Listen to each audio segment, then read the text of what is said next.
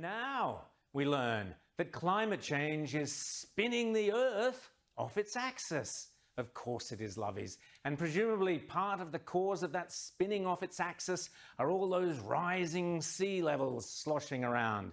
Oh, hang on.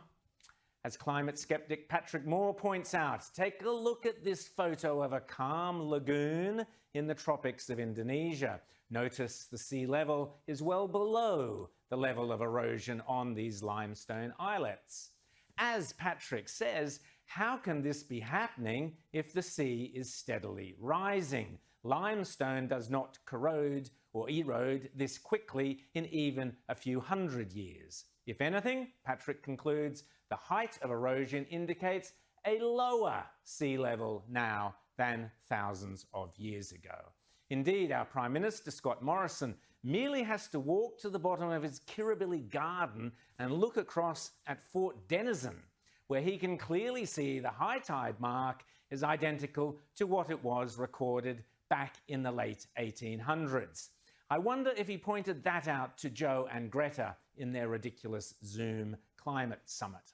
Meanwhile, after an historically cold and record-smashingly snowy winter, parts of Siberia have finally been experiencing a little spring warmth, or rather they were, before this week's return of an Arctic blast. According to Electroverse, in just a few hours, 17 centimetres of snow fell in Pavlovsky Posad, which is the highest ever recorded in books dating back to 1941.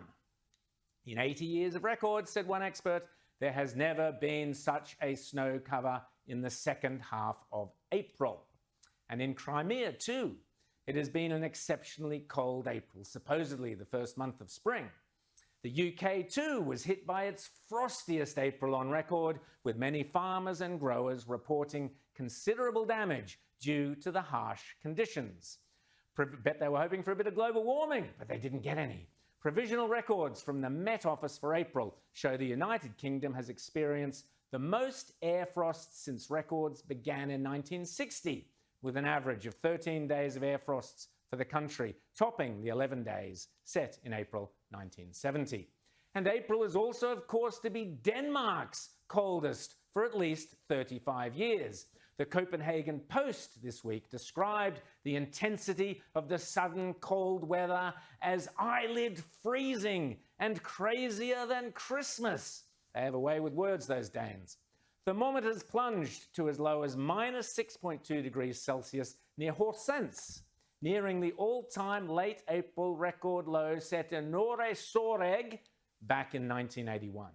And finally, Belgium is also suffering its coldest April in years. According to the Brussels Times, the average temperature in April has not been as low as this since 1986, which was, I might add, during solar minimum cycle 21, suggesting that it is solar activity, or the lack of it, that drives the planet's climate, rather than farting cows. Ooh, did I say that? I'd better wash my mouth out with this organic handcraft artisan goat milk eco-friendly avocado bar of soap.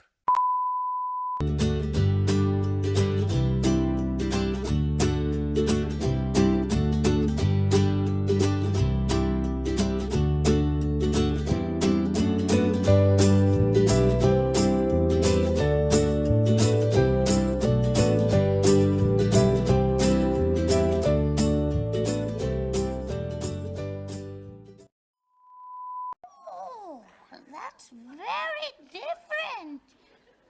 Never mind.